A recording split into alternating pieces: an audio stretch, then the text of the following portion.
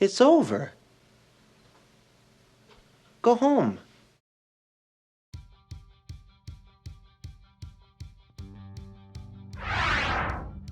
Number 20. It must be some kind of hot tub time machine.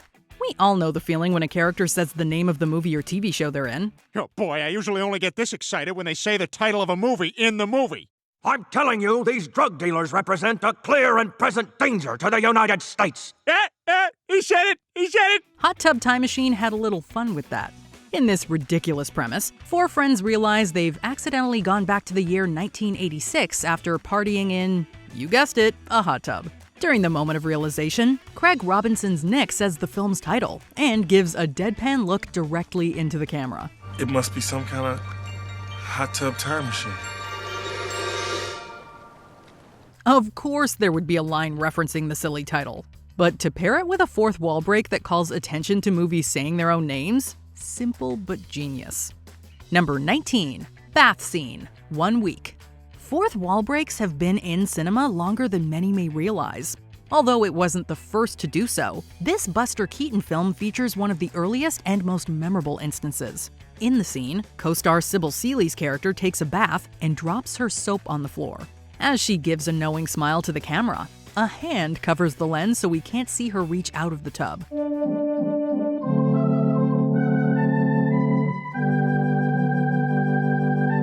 It was a pretty racy joke by 1920s or even today's standards. However, it's so cheeky that we also can't help but laugh. Buster Keaton was truly a trailblazer of visual gags, stunts, and even the fourth wall break.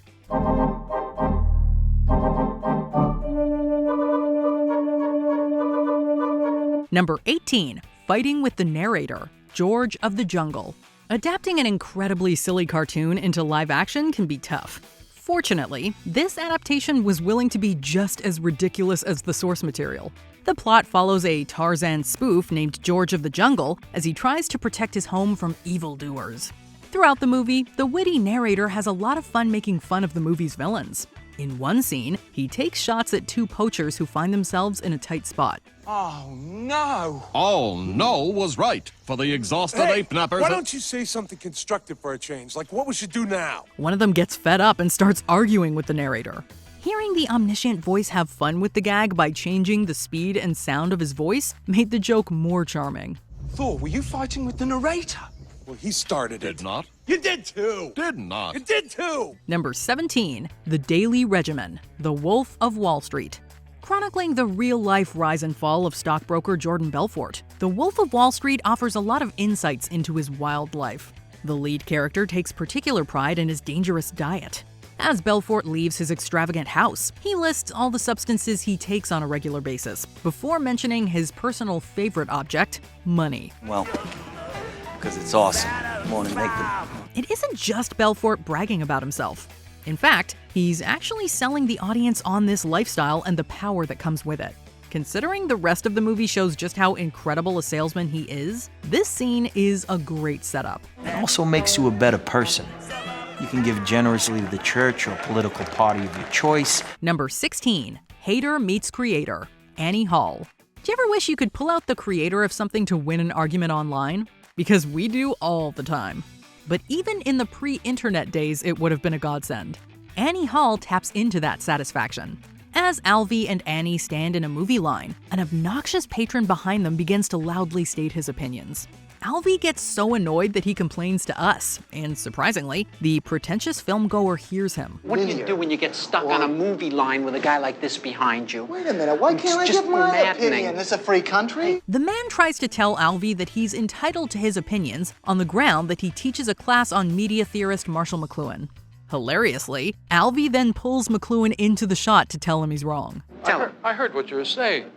You know nothing of my work. You mean my whole fallacy is wrong. How you ever got to teach a course in anything is totally amazing. Number 15. Hulk to the Rescue. Gremlins 2. The New Batch. For this sequel, the filmmakers yet again let a pack of vicious gremlins loose on an unsuspecting community. But how do you top the mayhem of the original? With a massive fourth wall break, of course. During their rampage, the film itself messes up and it's revealed that they broke into the audience's theater and tampered with the projector. After a mother and employee complain, the theater's manager enlists the help of world-famous wrestler Hulk Hogan. Gremlins in this theater? Now? Okay, you guys, listen up. People paid good money to see this movie. All it takes is some light threatening to get things back on track. With an apology from the man himself and a promise that it won't happen again, Gremlins 2 proceeds. Well, if I were you, I'd run the rest of Gremlins 2 right now. Sorry, folks. It won't happen again. Number 14. Who'd pay to see that? Jay and Silent Bob Strike Back. After finding out a movie based on the comic they star in is being made, the eponymous Jay and Silent Bob track down the creator for a paycheck. Oh my god, don't tell me you have no idea there's a movie being made of the comic you two were the basis for. What? Since when? He explains that the rise in popularity in comic book movies has led to studios buying up every property. The entire scene is littered with nods toward Hollywood filmmaking and toxic fandom. Additionally, Ben Affleck also comments on his real-life self. However, the biggest fourth wall break comes when discussing the lowbrow humor of their comic. After asking who would pay to see such a thing, they all give a look into the camera. Jay and Silent Bob movie? Who would pay to see that? It's a great joke at the audience's expense. Number 13. The Literal Wall. Blazing Saddles. Blazing Saddles is full of wonderful comedic action bits, but there's absolutely no topping the final one. During the climax, a massive brawl breaks out between the villains and the citizens of Rock Ridge. However, it then cuts to the set of a musical mid-production. Throw out your hands, stick out your tush, hands on your hips, give them a push. You'll be surprised you're doing the French mistake. Voila! All right, cut! Audiences may have been wondering what was happening. In an impressive display of taking things literally, the chaotic fight breaks through a literal wall, spilling out into another set. The bit goes on for a while, going from the Warner Brothers lot to the famous Chinese theater in Hollywood.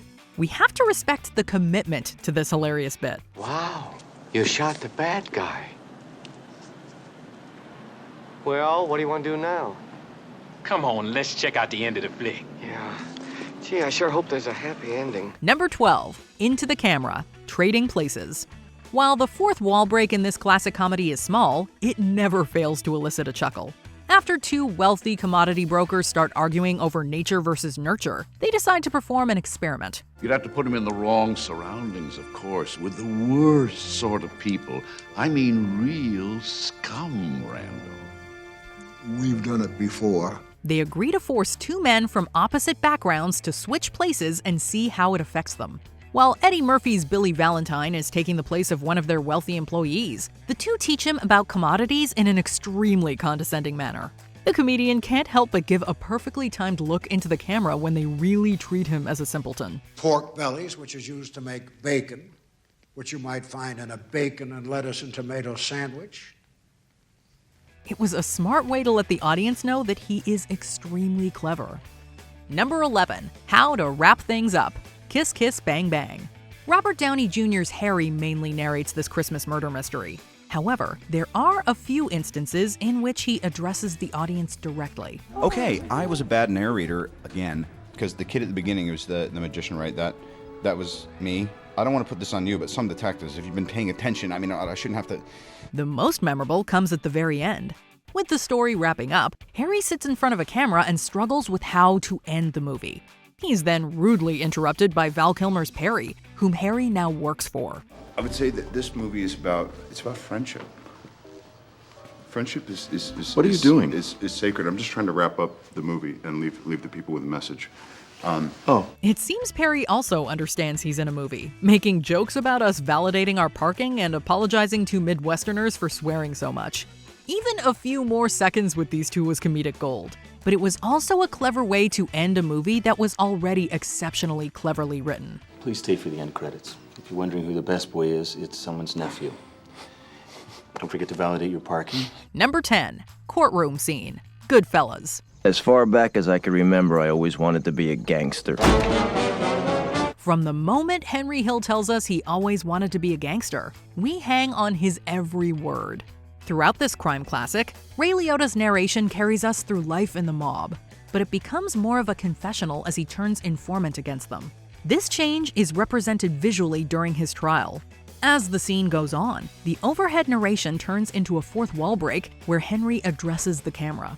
Didn't mean anything. When I was broke, I would go out and rob some more. We ran everything. We paid off cops, we paid off lawyers, we paid off judges. He walks around the courtroom as if he's giving a presentation. The final scene shows him living in a suburban neighborhood with a slight smirk to the camera as he laments his average life. I'm an average nobody. Get to live the rest of my life like a schnook. Number 9. Countdown list within a countdown list. High Fidelity. My desert island. All time, top 5 most memorable breakups. In chronological order, are as follows. Like many of us here at Watch Mojo, Rob Gordon spends his time making countdown lists.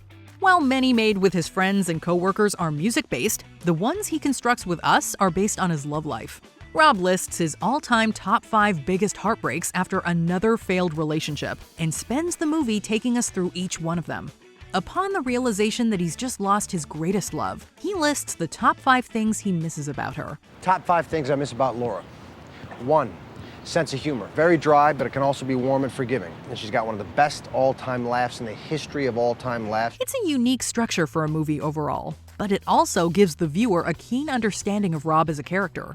John Cusack's charismatic performance also helps. Anyway, I've started to make a tape in my head for Laura.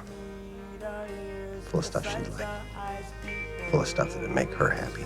Number 8. Celebrity cameos. The Big Short.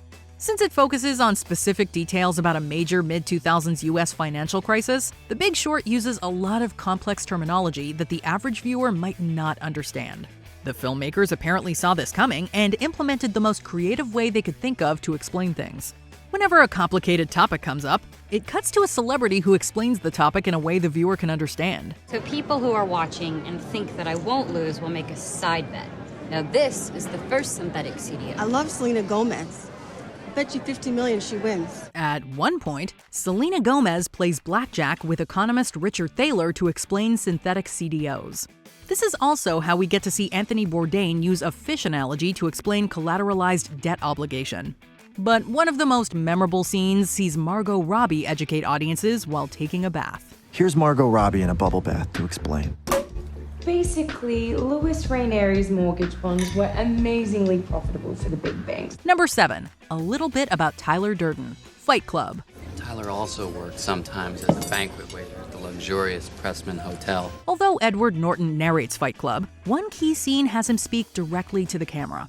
And that is to tell us about the day-to-day life of enigmatic future antagonist Tyler Durden. One of Tyler's jobs as a projectionist allows him to splice racy frames into family-friendly films. While the rest of us were sleeping, he worked. He had one part-time job as a projectionist. He points out cue marks, which he calls cigarette burns, the signal for projectionists to switch a film reel. This clever moment ties to other blink-and-you'll-miss-them moments within the film. More interestingly, before actually meeting him, there are several images of Tyler spliced in throughout the film. And, like the movie says, nobody knows that they saw it, but they did. Number 6. Choose your own ending. Wayne's World. Wayne's World has plenty of creative fourth wall breaks. The product placement scene is nothing short of genius. Well, that's where I see things just a little differently. Contract or no, I will not bow to any sponsor. I'm sorry you feel that way. But nothing in the movie is as astounding and absurd as its endings. Yes, plural. After the heroes pull off their crucial broadcast, everything goes horribly wrong. Garth even dies. Why, God? Naturally, it's an incredibly dissatisfying conclusion, and the duo appears to turn back time for a do-over. As if we'd end the movie like that. Yeah. Let's do the Scooby-Doo ending. Good call. Next is the silly Scooby-Doo conclusion, in which Old Man Withers is unmasked as the real villain. Why, it's Old Man Withers, the guy who runs the haunted amusement park. Finally, it's the mega happy ending in which everything is resolved and everyone, including the villain, gets their happy ending. It's a great joke that lets them find the conclusion they wanted. Isn't it great that we're all better people? Fish! Number 5. Get on with it. Monty Python and the Holy Grail. Fourth wall breaks are generously sprinkled throughout this comedic gem. But the get on with it bit remains one of our favorites. After Sir Galahad enters a castle in search of the Grail, he's told by Dingo that it isn't there. What would normally be a completely average scene is made so much better by a well-placed fourth wall break. Upon completing the interaction, Dingo turns to the camera to ask if this scene should have been cut. Do you think this scene should have been cut? We were so worried when the boys were writing it, but now we're glad. It's better than some of the previous scenes, I think. She's then told by numerous characters from different settings, some of which the movie hadn't introduced yet, to get on with it. Even God speaks from the clouds to tell her to get a move on. Oh, I am enjoying this scene. Get on with it! Number 4. Be kind, please rewind. Funny games. In both versions of one of the most unique home invasion thrillers ever made, a vacationing family is tormented by two seemingly polite young men. The villainous Paul is acutely aware he's in a movie and even asks the audience their thoughts on what they're watching. There has to be a bet. I mean, what do you think? You think they stand a chance? You're on their side, aren't you? Who are you betting on, And by the time we reach the climax, the antagonist makes it very clear that the family never stood any chance of winning. After the other assailant, Peter, is shot by the mother, Paul frantically searches for the TV remote. He then rewinds the scene to stop her from grabbing the gun that takes Peter out. In the end, they had always stacked their twisted game in their favor. Do you think it's enough? I mean, you want a real ending, right? With plausible plot development? Don't you? Number 3. Never question Bueller. Ferris Bueller's Day Off. Ferris Bueller is one of the most iconic characters to break the fourth wall in cinema history. He also perfected the post-credits scene long before superhero movies made it a mainstay. It's over. Go home.